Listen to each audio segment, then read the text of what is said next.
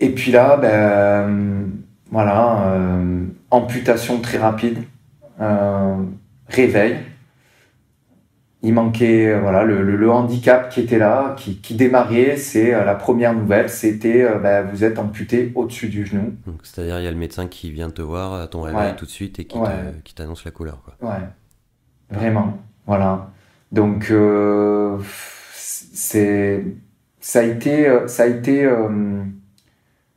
quelque chose qui était très étrange aussi parce que cette sensation de rage que je vous exprimais tout à l'heure, que je t'exprimais tout à l'heure, c'est resté et il y avait une espèce de presque aussi de fierté, de se dire voilà, je suis encore en vie, je suis encore là, je suis toujours vivant et ça c'était très fort. Et c'était tellement fort que même le lendemain de mon opération, le médecin est venu et puis je lui disais, je vais reprendre mon travail, je vais resurfer, je lâcherai jamais rien.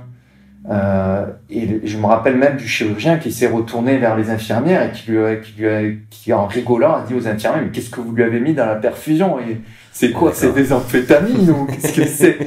Mais je crois vraiment que j'avais ce truc, ce plaisir d'être en vie qui était tellement fort que ça dépassait.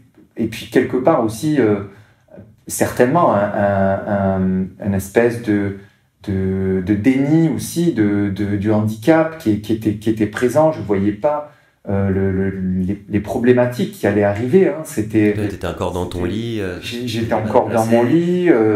J'étais effectivement, j'étais bombardé de calmants et que mon envie c'était surtout de continuer ma vie.